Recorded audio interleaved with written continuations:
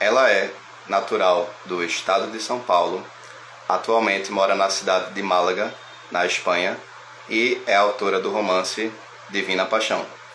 Hoje eu vou bater um papo com a escritora Adriene Latorre Real.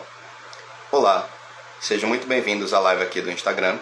Eu me chamo Rafael Solon, sou produtor de conteúdo audiovisual para o canal Leitura e Imagem. Aqueles que estiverem interessados em conhecerem mais do meu trabalho, o link está disponível aqui na bio. Vamos chamar a Adriene para participar da live aqui comigo. Vamos lá. Boa noite a todos.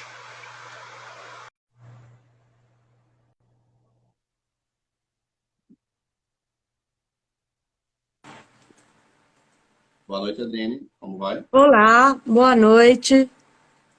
Tudo bem? Tudo bem? Como é que você está? Tô bem, um pouco nervosa, para dizer a verdade. É a primeira live. Mas tem sempre uma primeira vez, né? Pois tem sempre a primeira vez, é verdade. O importante é você participar da live. Então, Aí eu agradeço. eu também agradeço muito por você ter aceitado o convite. Bom, pessoal, aqueles que estão chegando agora, vamos já colocar os avisos prévios. A live vai acontecer nesse período de 1 hora. Então, quando chegar nos 20 minutos finais, eu vou abrir aqui a aba de comentários para que vocês que estão nos acompanhando possam fazer perguntas para a autora. Então, fiquem tranquilos, pois a vez de vocês fazerem perguntas vai chegar. Por enquanto, vamos curtir aqui esse bate-papo. Então, vamos lá. Adriene, todos os autores que eu chamo aqui para participar da live comigo, eu peço para que eles façam uma breve introdução, falando um pouco mais sobre a carreira deles, a vida pessoal e coisas do tipo. Então, o espaço é todo seu. Pode começar. Bom, eu sou de São Paulo, né? São Paulo capital. Eu estudei administração de empresas e depois aí surgiu a oportunidade de eu vir para a Espanha e vim. E estou aqui já há 20 anos aqui na Espanha. E, bom, a parte literária, eu sempre gostei de escrever história, mas nada tão profissional, era só rascunhos que eu tinha guardado em cadernos e essas coisas. E com o tempo, a estudar internet e tal, pois surgiu a oportunidade de escrever e, bom, eu fui incentivado por minha mãe, pelos meus pais, meu irmão, tudo, e eu resolvi participar de um concurso. E nesse concurso eu tinha escrito livro, tudo, e eu enviei. E para minha surpresa, eu cheguei até a semifinal. Aí eu falei, nossa, pois eu tenho talento, tão ruim não sou. E aí eu comecei a escrever depois que eu participei no Wattpad. E ali conheci vários escritores, tudo, e aí me informaram que podia lançar na Amazon, e foi aí que eu me arrisquei a lançar na Amazon. E também no Clube do Autores, né, que para conseguir aí alcançar as lojas americanas, Submarino e outras lojas online, esse era o meio mais fácil para mim, estando aqui do outro lado do mundo. Muito bom. Qual foi o ano que você começou a escrever os primeiros manuscritos do livro?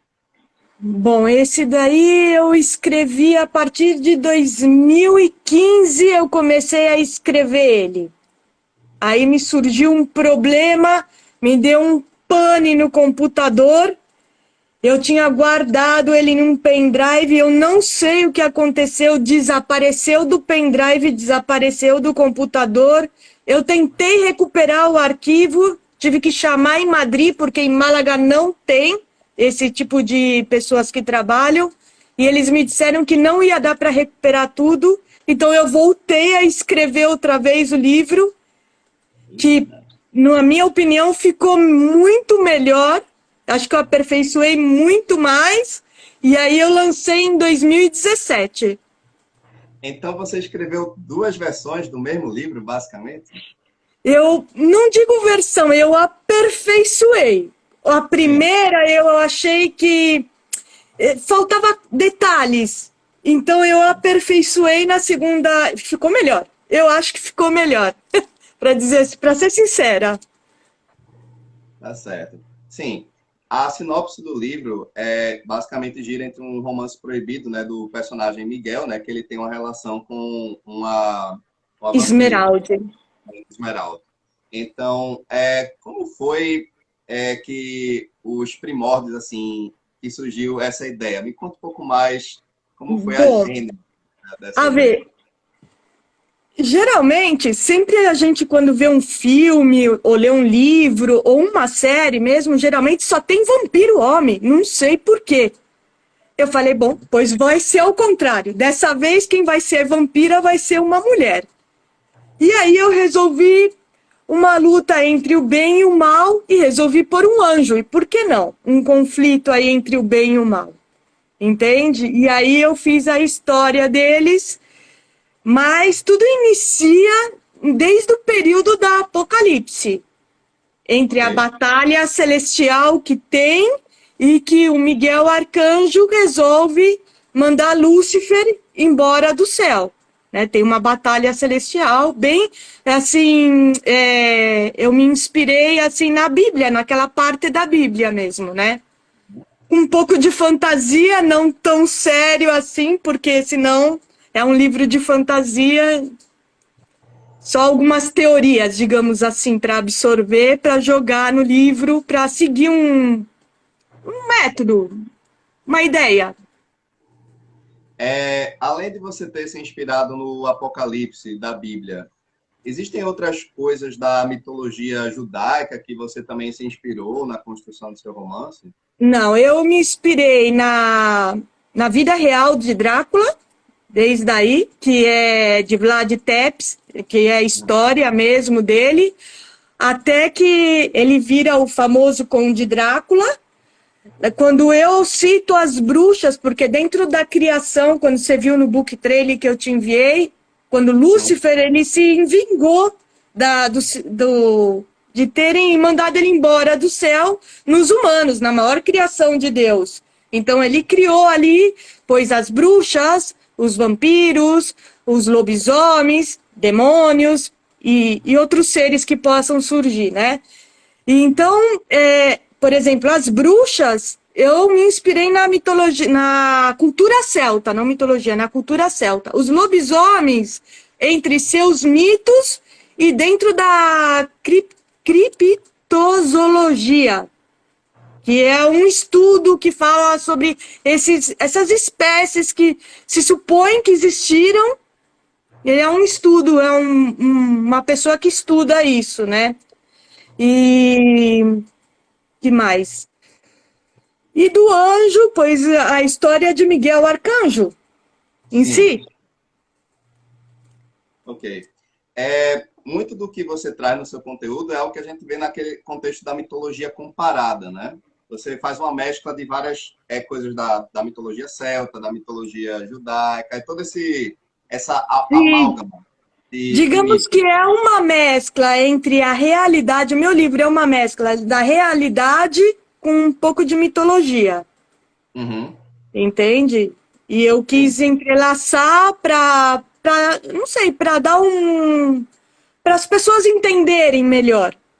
Entende? Tem alguns fatos que eu até explico o porquê disso e não do outro. Não vou contar porque senão seria um spoiler, né? Ok. Mas Você, assim, costumava.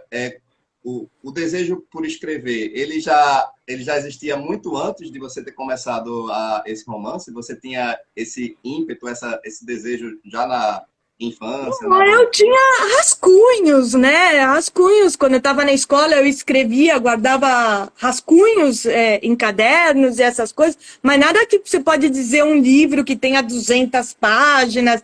Não, não, um rascunho, uma história breve, um conto, né? Você Mas chegou a querer publicar alguns deles? Você na passou? época, não. Não, na verdade que não. Tampouco é que tinha oportunidade na época. Era muito difícil. Hoje em dia, com a internet, com a Amazon, é tudo mais fácil. Antes era muito complicado e também necessitava de muitíssimo dinheiro. E continuamos necessitando, porque para fazer todo esse trabalho entre capa e etc., é um gasto que considerável.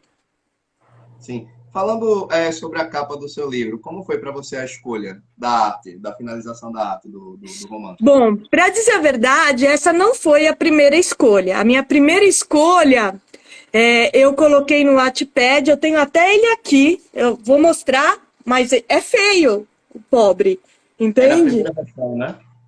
Era a primeira versão dele, era a primeira versão dele. E aí no Wattpad eles criticavam muito a capa. Aí eu falei assim, bom, então eu vou procurar. E aí eu conversei com vários amigos, eu tinha até grupos no Wattpad ali, que era o grupo Help Literário, que é onde eu conheci muitas autoras, e eles me explicaram aplicativos de imagem gratuitas. E aí eu fui ali e de tanto pesquisar encontrei essa imagem, eu achei linda, maravilhosa a imagem. E aí eu optei por ela. Eu coloquei na internet várias capas e entre várias os leitores ali me aconselharam colocar essa em vez da outra e dizia o motivo de por que isso ou aquilo, sabe? Uhum. Você tem algum tipo de crença religiosa, alguma coisa que, digamos assim, influencia no seu trabalho ou nenhuma crença assim específica? Não, na realidade não é por crença que eu escrevi de anjo, nada disso. Aham. Eu acho interessante a história e só, mais nada. Eu gostaria muito de ir na Itália, onde eu cito o Templo de Miguel Arcanjo, gostaria muito de conhecer, porque eu viajei através do YouTube. Eu posso dizer que eu conheci o templo através do YouTube, né? Que é precioso. É precioso. E o lugar onde está ali deve ser maravilhoso, eu imagino. Então, quando você está construindo o cenário nos seus romances, você costuma assistir alguns vídeos que podem ser vistos no Claro, bar. claro, claro, claro. Ah, eu também viajei, assim, digamos, pelos Montes Cártapos. Cártapos, creio que chama isso. Agora não estou muito bem. Que está em Romania. E eu viajei por ali, você vê aquelas zonas verdes preciosas ali. Também eu cito aí uma floresta mal assombrada na Romania, não sei se você já escutou ali. Sim, já ouvi falar. Eu cito ela também. E eu fiz uma viagem pelos comentários do YouTube que poderia suceder ao andar por ali, etc. Muito interessante a história. Muito interessante das pessoas que vivenciaram a aventura de entrar em uma floresta mal assombrada. Eu, particularmente, não entraria. Ok. Uma coisa que eu tenho muito essa curiosidade de saber, existem muitos autores hoje no cenário brasileiro que trabalham nessa parte voltada para a literatura fantástica. Nós podemos citar o próprio Eduardo Spohr, né, com a Batalha do Apocalipse. Temos muitos outros que seguem essa mesma vertente, né, da literatura fantástica. Existem escritores assim nacionais e internacionais que para você foram muito importantes e que eles exerceram uma forte, digamos, eu vou dizer, uma influência positiva na construção do seu trabalho? Bom, assim, eu de livros de vampiros eu já li todos, e filmes e séries também. Assim, nacional, eu posso dizer que aqui é complicadíssimo, tirando o Amazon, que você compra e alguns não estão disponíveis, que eu não sei porquê. Livro nacional aqui você não encontra, pelo menos em Málaga, o único livro nacional da literatura brasileira que encontrei é de Paulo Coelho, infelizmente. É muito triste. É Uhum. muito triste. Entende? Porque temos autores maravilhosos e não se encontra. Não se encontra nem na biblioteca, hein? Que eu fui na biblioteca para ver, não tem.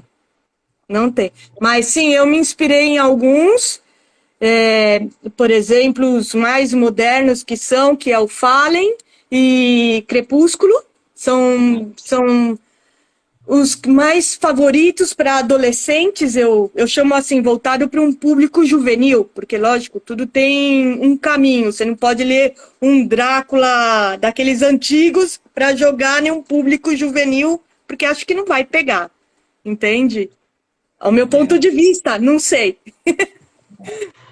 Você falou muito do Drácula do Bram Stoker, né? Que de fato ele já é um livro que o que eu mais gosto nessa obra é o quanto a figura do vampiro, ela é de fato tem aquele aspecto do monstro. E Uhum. hoje o vampiro ele foi sofrendo mudanças, né, com o passar do tempo, né? Foi sim, ele foi encantador, agora conquistador e etc. O seu charme, etc., ele conquista. E para você, você tem muito mais, digamos assim, interesse em trabalhar o vampiro nesse aspecto do monstro, né, como foi tratado no século XX, ou você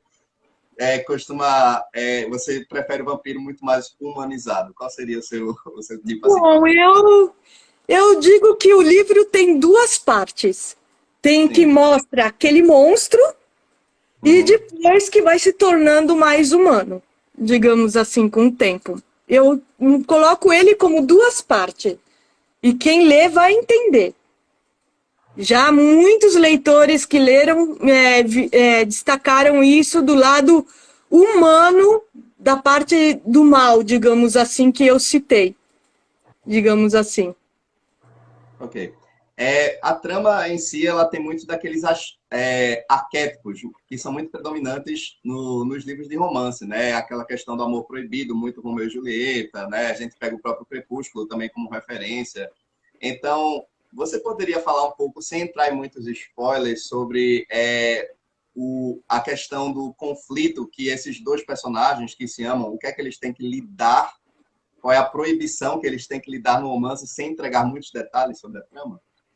Bom, o bem e o mal jamais podem estar juntos. Isso todo mundo tem. Então, por uma fatalidade do destino, digamos assim, eles se encontram. E aos poucos vai sucedendo até que se dão conta, digamos assim, que um pertence a um lado e outro do outro. E eles. É que se eu contar, não vai ser. Vai, E eu sei. aí, bom, vocês, leitores, terão que ler para descobrir como e o porquê eles vão e voltam, digamos assim, até chegar em um final que vocês vão ter que ler aí para descobrir. É o que eu digo. Se eu contar, vai ser spoiler e aí vai perder a graça. É.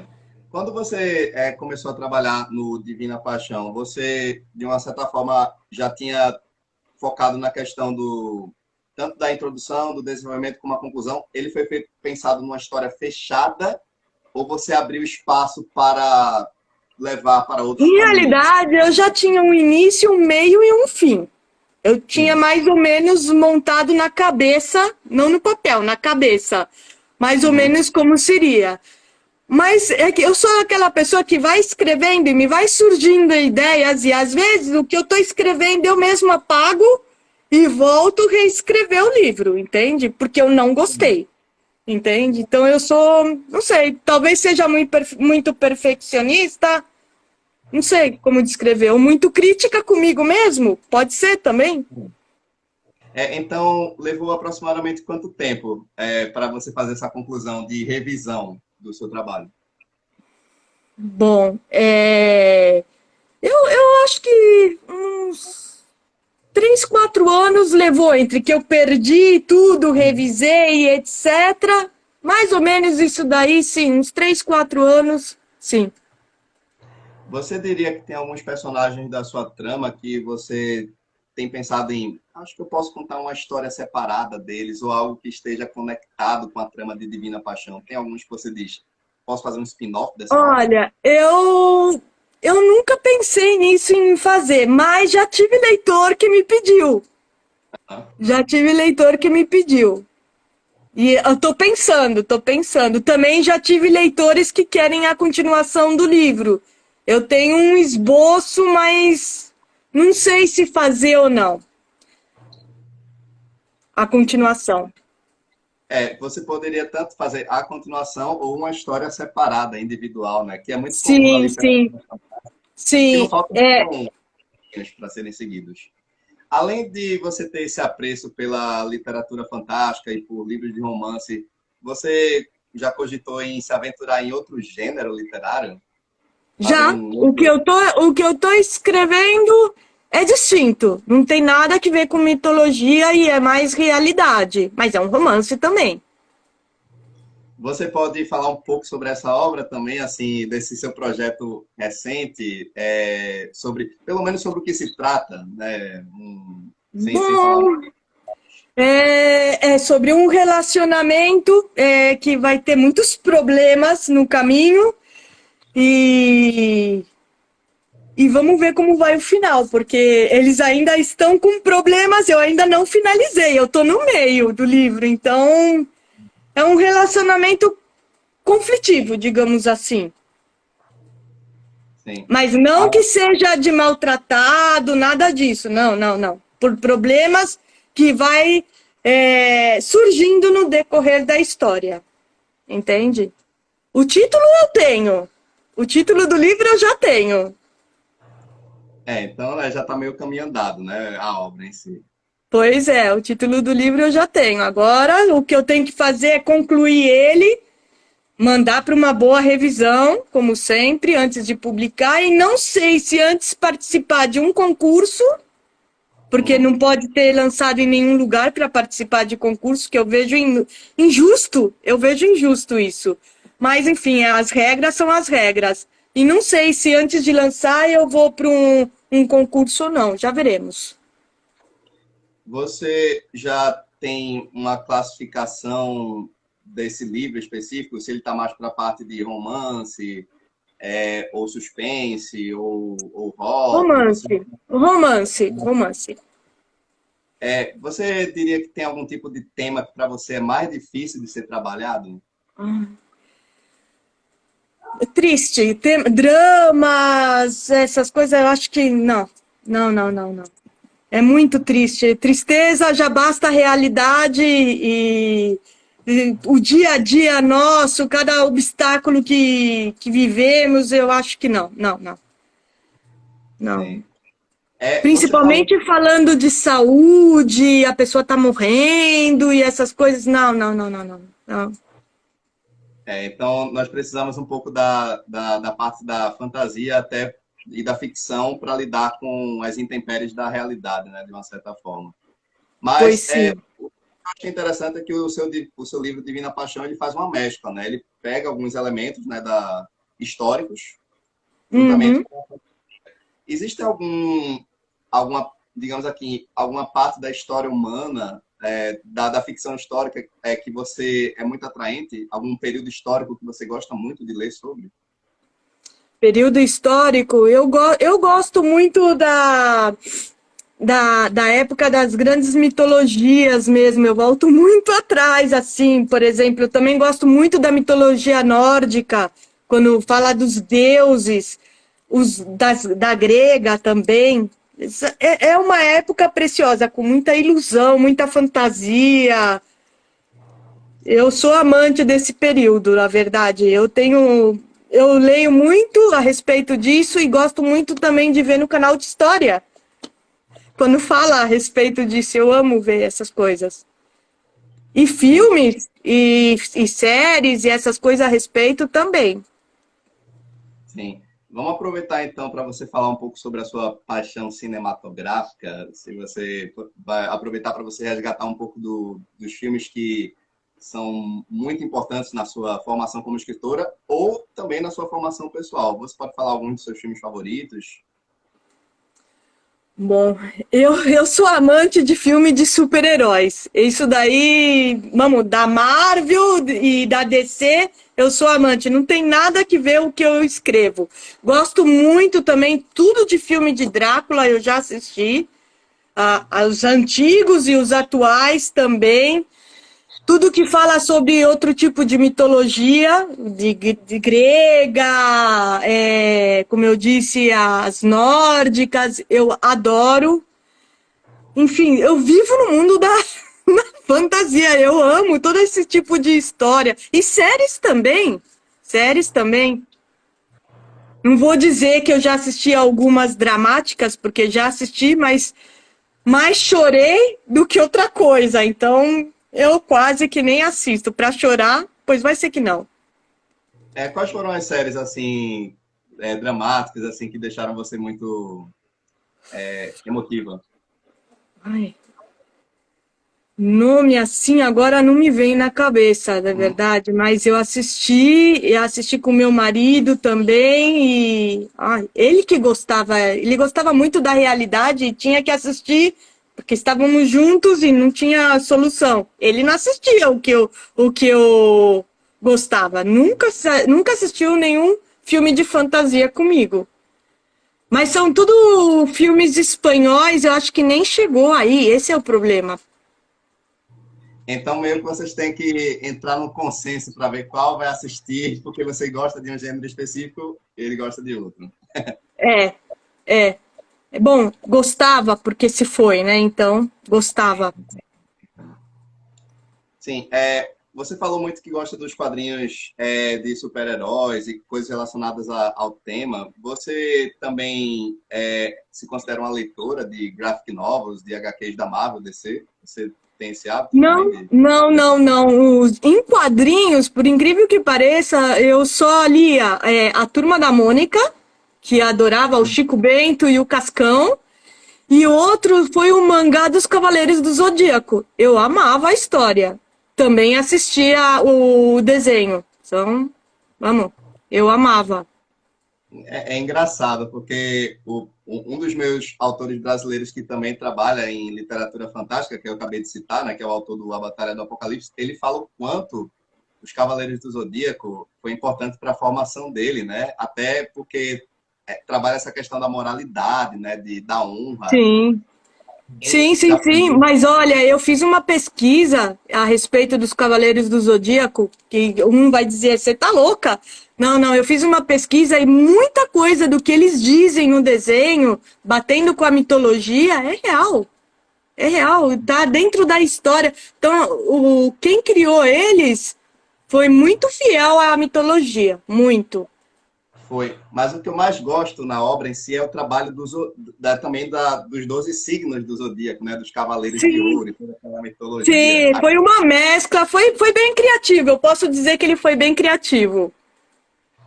Você gosta de estudar assuntos relacionados a esse tipo de tema? Assuntos mais voltados para a parte esotérica? Você. Eu gosto, eu gosto. Quando eu li um pouco da cultura celta para colocar nas bruxas, foi bem interessante viajar pelos mundos delas. Não é somente aquilo que a gente vê as bruxas de Salem ali, que se ardendo na fogueira, isso e aquilo. Não, tem toda uma teoria para que eles acreditem que elas eram má e etc. Entende? A história conta e relata, eram os problemas que surgiam na época, em realidade tinha que jogar a culpa em alguém. Sim, sim. E tem algumas características que voltam, né, no decorrer da história, até nos dias atuais, né? O ciclo Claro, continua. claro. Sim, agora, já que nós tocamos muito nessa questão da premissa do romance, eu queria que você falasse um pouco da personalidade dos seus protagonistas. E eu tenho essa curiosidade. Existe algum deles que se assemelha muito a traços da sua personalidade, que você diz, nossa, esse aqui Pois não. sabe, Não, não, nenhum. não, não. Não tem, não tem, não tem. Infelizmente não tem. E nem com nenhuma pessoa conhecida. Eu, digamos assim, que eu criei eles, não tem nada que ver nem com uma pessoa conhecida, amigo, familiar, nada, nada, nada, nada, nada. E durante Incluso o nome dela, por exemplo, e o nome dos personagens, todos que estão relacionados ali com na parte da Romania ali, né? De Romênia, melhor dizendo, que algumas palavras saem em espanhol, hein? Em Romênia, estão relacionados ao nome nórdico mesmo. Eu coloquei Esmeralda, a Esmeralda está escrito na forma deles ali, daquela região, entende? Eu sim, não coloquei assim como se tivesse escrito Esmeralda em português. Está reatado ali o nome típico dali. certo, certo. E com relação a você, digamos, trabalhar o antagonismo no seu romance, como é que é para você? fazer essa jornada tanto do protagonista quanto do antagonista? Você diria que é mais desafiador escrever o antagonista? Não sei te explicar se é mais. Eu acho que não. Eu acho que aí no meio termo. Assim, quando estou escrevendo, eu procuro me pôr no lugar do personagem e viver e ter a sensação dele. Então, quando chega cada um nesse momento, eu ponho naquela para transmitir no livro o que o personagem quer dizer e como se sente. Entende? Eu acho que a melhor coisa para passar para um leitor é você sofrer junto com o personagem ou viver a alegria do personagem. Acho que é a melhor coisa. Eu acho que não tenho, não. Eu acho que é igual, é equilibrado, digamos assim. Você diria que dos seus leitores que já entraram em contato com o romance, eles tendem a gostar muito mais do Miguel ou da Esmeralda? Qual deles, assim, eles Você têm sabe que uma... eu nunca fiz um debate desse? Nunca me comentaram. Nunca me comentaram. Tem que Pra ver fazer um qual... debate, olha só. Acho que seria uma boa sugestão fazer essa enquete, né? Para qual Pois desses sim. personagens vocês mais se identificaram no romance. Mas algum leitor seu já chegou e falou: Nossa, eu adorei o que você fez com esse personagem e o quanto eu me identifico com esse. Já aconteceu essa troca?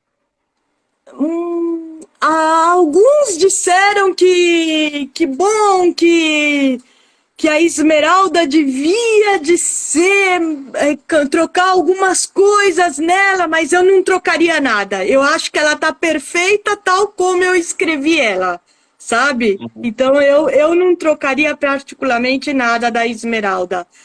Muitos citam que os cenários que eu descrevi são maravilhosos. Entende? Então, isso me dá muito orgulho de saber que eu transmiti a sensação de eles ficarem encantados com os lugares que visitaram. Isso sim. Isso eu recebi elogio de todo mundo, incluso no Wattpad quando estava posto. E como agora você já está, digamos assim, muito próximo de localizações onde você escreveu o romance, isso pode até lhe influenciar a futuramente trabalhar numa possível continuação, ou até mesmo, né? Eu Já acredito me que pediram, já me pediram, já me pediram. Eu tenho uma ideia, eu tenho uns esboços escritos, isso e aquilo, mas eu acho que eu tenho que aperfeiçoar muitíssimo mais para chegar no final que eu tenho em mente. Eu tenho um final para ele, mas eu quero estudar muito mais para estar um livro. Eu acho que eu sou muito perfeccionista para estar um livro assim, sabe? mas a vantagem de ser perfeccionista é que os leitores eles são críticos muito ferrenhos, então eles vão atrás tanto Ah, do eu conteúdo gosto da literário. crítica. Para ser sincera, eu gosto da crítica. A gente aprende muito com a crítica. Uhum. Muito. Claro, desde que seja uma crítica a sério, que não seja por criticar, né? Que tem uma lógica. Sim, sim, com certeza.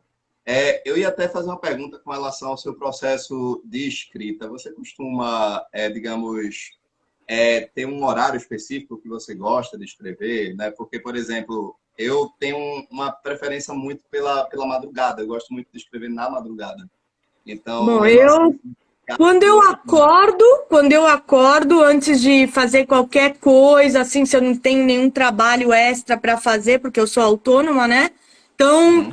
aí eu escrevo, eu me dedico a escrever. Ou de noite, quando eu tô sozinha, tranquila, porque eu não gosto de escutar nenhum ruído. Eu gosto de estar escrevendo sem entrada, pesquisando isso e aquilo, lendo, relendo, apagando, voltando a escrever outra vez, porque eu vou escrevendo conforme eu vou, aí como se diz aí, eu vou escrevendo no momento, as ideias vão surgindo, tal, aí no dia seguinte eu volto a ler o que eu escrevi. Não é que eu tenho um projeto já mais ou menos feito, isso e aquilo. Eu tenho uma ideia, algumas coisas apontadas, e conforme eu vou escrevendo, aí no dia seguinte eu leio para ver se está de acordo, e se não está de acordo, eu volto a apagar e volto a escrever. Dizem que esse não é o escritor ideal, dizem. Eu escutei muitos comentários em tutoriais que esse não seria o escritor ideal. Falei, mas, bom, esse é o meu jeito. E qual seria o escritor ideal que é definido? É aquele que coloca tudo no É papel e depois... aquele que tem tudo planificado, tudo planejado, já tudo construído. Segundo os tutoriais que eu vi, esse seria o escritor ideal. Mas não sei. Será que É, tem algum assim? eu diria que cada um tem o seu método, né? E também Eu também seu acho, eu também ritual. acho. Isso é muito mais significativo até para a construção da obra. Sim, a gente falou muito também o quanto você é fissurada por estudar coisas relacionadas à mitologia greco-romana, à mitologia nórdica e afins. Existe alguma narrativa nessas mitologias que você tanto ama que você diz, nossa, essa para mim é muito essencial para minha formação como escritora e que até pode ter servido de inspiração para o seu romance? Existe alguma narrativa mitológica que para você é Mais muito relevante? histórica, mais histórica. Eu fui aqui pesquisar na biblioteca muitos livros sobre história, por exemplo, do Drácula, da verdadeira história, e também muito no canal de história também assisti sobre Vlad Tepes, e depois a Uhum. mitologia de Drácula, entende? Também vi filmes que comenta um pouco da história. O último filme que eu vi foi aquele da Drácula, a história jamais contada. Não sei se em português é essa daí. A última história de Drácula. A Mas esse é muito mais voltado para fantasia, né? Ou ele tem Não, um ele fundamento fala uma histórico? parte da história do Drácula, ele conta uma parte da história, depois a fantasia, lógico, mas ele Sim, conta sim. também uma parte do Drácula, assim, da história de Vlad Tepes. No livro Sim. meu, eu conto a história de Vlad Tepes, a luta que ele tem, porque ele luta, me parece que é contra os muçulmanos também, ali, ele tem uma batalha. Na história dele, relata isso. Ele trabalha para como os templários, só que chama a Ordem do Dragão. Eu cito a Uhum. Ordem do Dragão no livro. Uhum. Eu me lembro que tem um filme também, né? O Drácula do Bram Stoker, que é do diretor Coppola, que é o mesmo diretor do Poderoso Chefão. E ele já começa o filme mostrando o Drácula histórico. E depois vai para o Drácula, tem a passagem do tempo, e nós temos o Drácula mitológico. É. Então, eu queria muito Também saber. tem essa fase no livro, tem essa fase, tem essa transição. Só não sei se está de acordo a parte da fantasia com que, incluso como criei os seres mitológicos, muitos leitores me disseram que eu reinventei a forma de criar os vampiros, os lobisomens, as bruxas, eu reinventei. Tenho muitos leitores que me disseram isso, que eu não fui fiel. Sim, essa reinvenção que você fez, você atribuiu a Lúcifer Estrela da Manhã, no caso o Anjo Caído, como o criador desses seres no seu romance? Bom, essa reinvenção foi quando eles tiraram Lúcifer do céu, né? Ele se Sim. vingou. Então a primeira coisa onde ele foi se vingar é nos humanos. E aí, como vingança, ele colocou esses monstros na Terra para viver com a gente. No meio de nós, vive e a gente nem sabe. Existe algum personagem na trama que você diria que ele é o cerne da narrativa, que ele liga tanto o início, o meio e o fim do romance? Tem algum específico que você diz, tudo está conectado com esse personagem? Ou tudo gira em torno de Miguel e de Esmeralda? Você diria Não, que... não, não. Conectado, eu acho que tá. É, porque Drácula, enfim, ele vai do começo até o fim, o Drácula. É certo que tem um período que ele desaparece, claro, porque sai Esmeralda e Miguel, lógico que são o casal central daí, né? Mas ele é o único personagem que ele inicia e termina também, ali, Drácula. Ok. Pronto. Gente, como a gente está chegando já aos 40 minutos da live, eu vou abrir aqui um espaço para vocês fazerem perguntas para a Adriene a respeito do seu trabalho. Então, a partir de agora, sintam-se à vontade para fazerem perguntas relacionadas ao livro e também sobre o processo criativo dela, ok? Caso nenhuma pergunta venha a aparecer, quem vai continuar conduzindo aqui o bate-papo vai ser eu, porque eu também tenho muitas e muitas curiosidades e muitas perguntas a respeito do seu trabalho. Eu tenho uma pergunta que eu faço muito para vários autores, que é como conciliar a vida profissional com a vida como escritor-escritora? Como é para você essa jornada de conciliação? É complicado, porque você tem que conciliar em seu tempo livre e tem que se dar entre a pesquisa, escrever. Tem também, eu tenho para escrever, eu tenho que estar com a cabeça centrada, porque se eu estou com um problema, isso e aquilo, por muito que eu sente no computador, não escrevo. Não escrevo porque não me vem as ideias, a inspiração para escrever isso e aquilo, então aí não. Eu tenho que estar perfeita, no dia perfeito, sem nenhum estresse, sem nenhum nervoso, sem nada. E sem nenhum som. E você trabalha como administradora autônoma, não é isso? Não, eu sou autônoma, eu não trabalho como administradora. Eu fiz administração de empresas aí no Brasil, mas para ser sincera, eu não trabalho nessa área aqui. Porque assim, normalmente quem é servidor autônomo tem que lidar com o seu próprio negócio. Então, essa é uma vantagem, mas ainda assim, né, você vai lidar com os estresses de ter que lidar com os clientes e coisas do tipo. Tem. Também tem que ir em busca de clientes, isso e aquilo, então não é tão fácil assim, entende? Há quanto tempo você está morando em Málaga? Em Málaga há 20 anos. Você sente saudades aqui do Brasil? Costuma. Sinto muita saudade, muita. Os que eu tenho mais saudade são da minha mãe, do meu irmão. Bom, eu tô para conhecer um sobrinho que eu ainda não conheço, que nasceu entre a pandemia e os problemas que eu tive aqui, não pude ir para o Brasil. Bom, e a coisa que eu mais sinto falta foram das pessoas que partiram e eu não pude despedir deles, como os meus avós, o meu pai, não pude aí despedir deles. A única coisa boa é que a tecnologia ajudou bastante e se mata um montão a saudade, porque você tem a videoconferência, você pode falar a todo momento quando você está livre com eles. Isso é o que, salvou, digamos assim.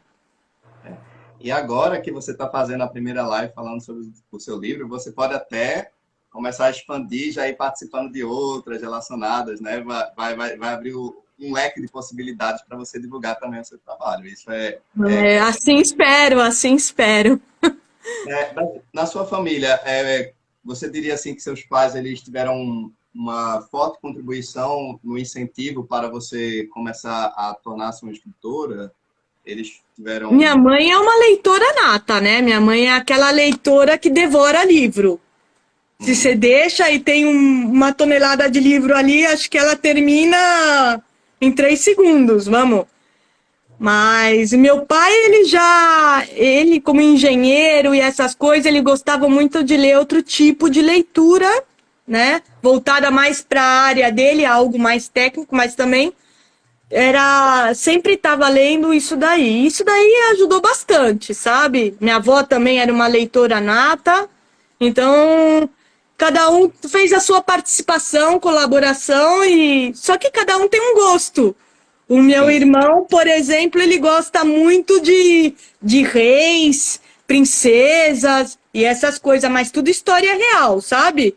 Eu já não gosto tanto de história tão real assim, sabe? Eu me lembro do George R. R. Martin, porque ele é um escritor de fantasia, porém, ele admite que aqueles personagens que ele fez, né, de Westeros, é baseado em histórias de reis, né, que aconteceram durante o feudalismo, durante a Idade Média. Então, o que eu gosto na sua obra é que você também faz essa mescla, né? Você pega alguns conceitos baseado em fatos reais, mas depois você vai para a fantasia, o que me lembra muito que o Martin fez em Westeros. Então, é algo que eu acho muito fascinante. Agora, eu tenho uma curiosidade. Você lembra qual foi o primeiro livro que você, digamos assim, nessa parte de literatura fantástica, que lhe encantou, assim, que você... O primeiro que você entrou em contato, você disse, nossa, eu adoro ler sobre esse tipo de material. O primeiro livro... Ai, Alvetos. É que com os livros ali no Brasil, olha, eu comecei com a coleção Vagalume. A coleção Vagalume foi um dos meus primeiros livros que eu iniciei, e foi com a Montanha Encantada, que eu vivi naquela... E era a Montanha Encantada, e a outra era... Apontei aqui, a ver? A Ilha Perdida e a Montanha Encantada, que eu procurei ali, que eram os meus principais, mas eu li todos da coleção Vagalume. Mas esse foi o que eu mais amei. Vamos. E aí depois eu gosto muito, por exemplo, os mais antigos é que eu não lembro, eu lembro dos mais modernos. Eu gostei muito de Harry Potter, eu li todos do Harry Potter, a saga Crepúsculo, Fallen, e, assim, todos esses daí, mais ou menos, juvenil, eu li tudo, sabe? Mas assim, os grandes da literatura brasileira, o que eu mais gostei foi a Iracema, o Curtiço. Esses daí eram que eu mais gostei, assim, também. Mas, que nem aquele, o Dom Casmurro, esse eu não gostei. Esse eu não gostei. Esse era o que eu mais detestei. Mas o que fez você não gostar do Dom Casmurro? Ai, não sei, era uma leitura chata, pesada. Você tava ali e não saía. Ai, eu não gostei. Não gostei. Eu diria Tanto é que no trabalho da escola eu não tirei uma nota boa. Sim. Eu diria que se você lê Dom Casmurro sem ser por obrigação, por uma imposição, porque infelizmente muito da literatura brasileira é imposta aos alunos, né? Eu diria que quando você tem a oportunidade de ler por prazer, sabe, sem precisar fazer nenhum trabalho envolvido, ganha um prestígio muito maior. Então, quando eu fui reler Dom Casmurro sem precisar para a escola, eu disse, caramba, é um romance muito que fala sobre essa questão da condição humana, que é o ciúme. É um romance literalmente sobre ciúme. E lembra o que Shakespeare fez com a tragédia Otelo. Otelo também é uma peça que fala sobre ciúme, e um ciúme que pode beira ao crime, né? E o que eu gosto do Casmurro é que ele não ele fleta com Shakespeare, o Machado de Assis, mas não é Shakespeare, é algo completamente original. E ele fala o quão Shakespeare influenciou a obra dele. Você vê isso que ele faz menção à peça Otelo, no próprio Dom Casmurro. Então tem coisas que faça esse exercício, releia e não coloque esse julgamento da época da escola. Tem É que na época da escola, eu acho que, pra ser sincera, eu acho que eles traumatizam a gente com essas obrigações. Sim. Tem um escritor brasileiro que, assim, me falha a lembrança, ele pega esses personagens, né, da literatura brasileira e traz para o universo steampunk. Aqueles que conhecem ele vão colocar aqui nos comentários. Aí o que é que ele faz? Ele pega o universo da ficção científica, né, que é o steampunk, que é voltado para uma distopia a vapor, uma tecnologia a vapor. Aí se passa no Brasil. Então, esses personagens eles estão se relacionando no universo distópico, né? Esses escritores. Aí, quando eu li esse livro, eu me lembrei, caramba, isso é ótimo para incentivar as pessoas a adquirirem até um certo gosto por ler a literatura brasileira e não parecer algo pedante. Eu sinto que tirar esse aspecto acadêmico, porque tem o aspecto acadêmico, de fato tem. A literatura brasileira clássica, ela alcança um outro nível de compreensão. Mas isso aí é uma coisa que a gente tem que fazer uma reformulação. Sim, sim. Eu acho que se você lê sem a obrigação, eu acho que você vê de outra maneira o livro, é verdade. É que essa obrigação pesa. E você pode classificar com autores de muito peso, como o próprio Dostoiévski na literatura russa, como o próprio Kafka. Então, você vai vendo, ele está no mesmo patamar quando você vai. Eu digo para as pessoas, leia de uma forma despretensiosa, sabe? Você não coloca um peso nisso. Aí você vai ver, caramba, isso fala sobre um romance da condição humana. É porque, de fato, depois de Shakespeare e muitos outros, né? As histórias elas vão se reciclando, né? Isso é verdade. Não, é que praticamente eu acho que tudo já está contado. O problema é que você tem que contar de uma outra maneira para atrair outra vez o público. Mas eu acho que todas as histórias, quase tudo já foi contada ou inventada. Eu acho. Sim. E você falou muito da literatura infanto-juvenil, né? Como alguns autores dessa abordagem, ela foi muito importante para você como leitora. Você diria que fazer um romance voltado à literatura infanto-juvenil, trazendo elementos fantásticos, como o próprio Harry Potter, da J.K. Rowling, o Percy Jackson, que é mitologia grega, Sim, sim. você gostaria de um dia trabalhar um romance focado nessa parte da literatura infanto-juvenil com essa mescla de fantasia? Você tem esse desejo? Não me surgiu a ideia. Eu aqui para criar tenho que ter a ideia já mais ou menos formada na cabeça. Então, não sei, o desejo pode ser futuro. No momento, não. No momento, não. Existem outras partes, outros tipos de escrita que lhe agrada, que você também gosta, como escrever crônicas, poemas, contos. Você já se aventurou também em outros estilos, assim? Sim, no conto. Já me aventurei no conto, mas não cheguei a publicar. Eu tenho, mas eu acho que, não sei, eu gosto de algo mais completo. Parece que o conto, parece que me falta algo, parece que precisa estar, não sei, mais completo, sabe? Então, eu acho que eu sou mais bem para contar um romance, coisa assim, que precisa ter mais coisas ali dentro, mais coisas interessantes para desenvolver, para o leitor se apaixonar. Porque um conto, parece que um conto você lê muito rápido. Também tem outra coisa, a gente não falou muito sobre os seus gostos musicais. Você tem algum tipo de preferência específica por música? Ou você já chegou a trabalhar ouvindo música, por exemplo? Já cheguei a trabalhar ouvindo música, ou melhor dizendo, trabalhar com a música não. Eu pego, eu paro, eu coloco a música e fico fazendo as atividades de casa pensando nos personagens. Porque eu não consigo escrever com a música. Ou eu escrevo ou eu escuto a música. Mas sim. já. Qual a sua preferência musical? Eu sou bem eclética. Na verdade que eu sou bem eclética. Eu gosto de música em inglês, francês. Eu também escutei música celta.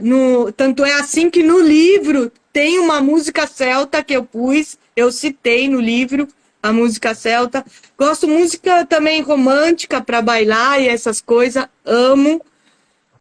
E algumas músicas do momento também, da atualidade, claro. Claro. Isso é muito bom. Assim, eu diria que no meu caso eu sou muito mais de gostar dos clássicos. Eu gosto muito de rock, no caso, né? Rock para mim. De rock. Rock e música erudita. Então eu tenho essa coisa. O que eu não gosto é de rock pauleira. Rock pauleira eu não gosto. Então esse suprimo. Senão me levanta até dor de cabeça, para ser sincera, hein? Sim, com certeza. Sim, vamos aproveitar, assim como a gente já está chegando, já faltam 7 minutos para o encerramento da live. Você poderia aproveitar e falar um pouco sobre... Você já citou um dos seus projetos futuros que você está trabalhando nesse presente momento. Existem outras ideias ou outros livros, outros contos que você já está assim, planejando, além desse? Sim, existe um que esse daí vai levar muitíssima pesquisa. E esse vai falar sobre ufologia. Ufologia? Ufologia, sim. Você gosta de obras da ficção científica ou estudos ufólogos? Assim, eu digo que eu gosto de viver em outro planeta. De vez em quando. Sim. Um livro que é aquele, seriam os deuses astronautas, né? Que ele tem aquela teoria que fala que a vida na Terra, ela foi, né? Ela teve uma influência, uma intervenção extraterrestre. É muito trabalhado com aquelas Eu, pessoas. eu assisto muito canal de história a respeito disso. Muito. Tem uma série que eles. Chamar de série, né? Eles emitem o capítulo e conta praticamente que. Bom, eles suprimem a imagem de Deus e essas coisas. Conta que mais ou menos fomos um experimento científico deles que não deu certo, digamos assim. Mas você já refletiu sobre essa possibilidade de, nossa, será que a civilização Já humana. refleti. Lógico, se você escuta os argumentos que eles contam, tem muita lógica. Tem muita lógica. E por que não? Poderia ser. Eu Poderia já, ser. já vi aqueles relatos que eles falam, né, que os anjos, né, ou existe uma passagem que não é nem da Bíblia, isso muito foi até o livro de Enoque, que conta sobre a vinda dos anjos que se relacionaram com os humanos, aí nasceram os Nephilims, aí esses que gostam muito de ufologia, eles costumam dizer que os anjos eles poderiam ser uma representação simbólica de uma intervenção. O que eles alegam em realidade é que quando os humanos viram essas coisas, necessitavam de uma explicação. Então, lógico, pois a primeira explicação é que é um ser divino, todo-poderoso, claro. Quem vai vir do céu em uma. Ou também podia ser, no meu ponto de vista, que eles viram algo no céu e não sabia interpretar e também colocou que era deuses, por exemplo, o próprio vulcão, que não se entendia, e a mitologia grega mesmo, lhe põe ali ou no maremoto, que dizia que era Poseidon, que estava bravo, e por isso causava os maremotos. Eu mais bem creio que são explicações que eles davam por tais fenômenos para tranquilizar a população. Eu acredito nisso. Esse seu projeto que você vai trabalhar estudos da ufologia, você também fez alguma pesquisa de campo para você iniciar esse trabalho? Ou você vai fazer essa mescla também de eu vou pegar a parte da ufologia e trazer elementos da ficção científica ou da fantasia em si? Como é que vai ser esse projeto? Esse vai ser mais complicado e ainda só tem um esqueleto, para dizer a verdade. Eu não cheguei a montar, são ideias e só tem um esqueleto e preciso me aprofundar mais. Muito mais para escrever algo assim que faça sentido e tenha uma lógica, além do romance que surgirá também, porque senão tanta coisa real não vejo graça. Exato. Eu diria que o mais desafiador é você trazer a lógica para um tema fantástico, né? Você tem que trazer isso mais para a nossa realidade, para que o leitor possa se identificar com esses personagens. Então, é um Bom, sucesso. no meu livro, os vampiros são modernos também, entende? Então, assim como no Crepúsculo, eles não têm problema com o sol. Mas tem uma lógica e uma boa explicação dentro do livro. E aí eu deixo para vocês lerem. Então, vamos aproveitar esse momento final para você falar aqui com os telespectadores, os que estão nos assistindo, sobre onde é que eles podem encontrar seu livro. Você já citou no início da live, mas aproveite e diga. Bom, o meu livro ele está disponível na Amazon, em todas as lojas online que tem, Amazon, lojas americanas, Submarino, todos que têm acordo com o Clube do Autor, inclusive no Clube do Autor também pode comprar o livro. Fora que também tem a versão em inglês, e agora eu vou traduzir para o espanhol e vou lançar em espanhol também. Eita, ele tem tradução, você vai fazer também o processo de tradução para outros idiomas também do romance? Não, eu vou parar no espanhol e creio que aí já tá. Aí seria um futuro, quem sabe, se cai na graça de uma pessoa e, por exemplo, se interessar. E por que não? Vamos sonhar um pouco mais alto e não vira um filme. Ou Ó, uma série?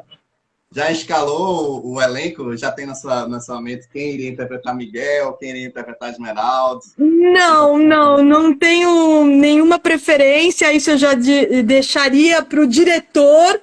A única coisa que eu acho é que deveriam dar oportunidades a novos talentos, que isso é uma dificuldade muito grande que nós, escritores de novos talentos, eu posso chamar assim, encontramos. A falta de oportunidade. Com certeza. Adriene, então vamos aproveitar esse momento para fazermos o encerramento. Eu vou aproveitar aqui para agradecer a todos vocês que nos acompanharam na live até agora.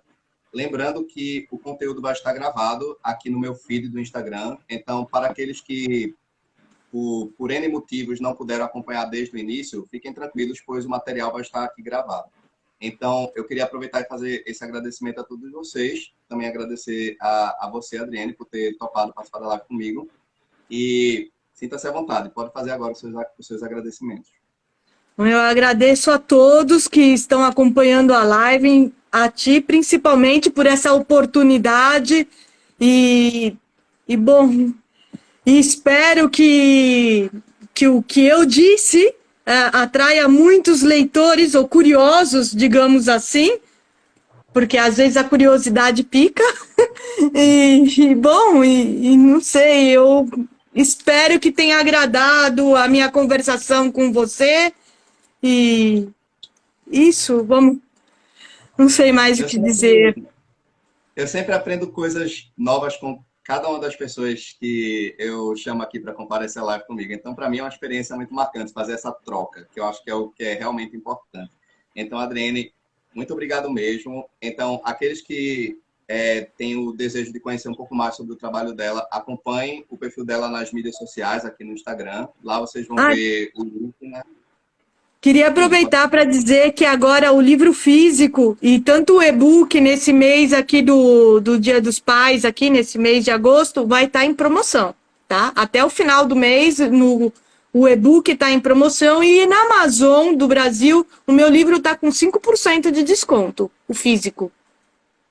Ótimo. Ele também está disponível através do Kindle, o Kindle Unlimited, não é? Sim. Está disponível dos dois lados. Ótimo. Adriene, então, mais uma vez, muito obrigado. E muito sucesso na sua carreira. E eu estou louco para conhecer os seus próximos trabalhos. Quando eles forem saindo aos poucos, aí a gente pode até depois marcar e fazer uma outra live falando sobre eles, tá bom? Tá certo, tá bom então. Então tá. Beijo, boa noite. Que essa seja o início, não apenas a sua primeira, mas a sua, que próximas também virão, ok? Tá certo. Obrigado, hein? Uma boa noite, Adriene. Até mais. Igualmente. Tchau. Tchau, até mais. Até mais.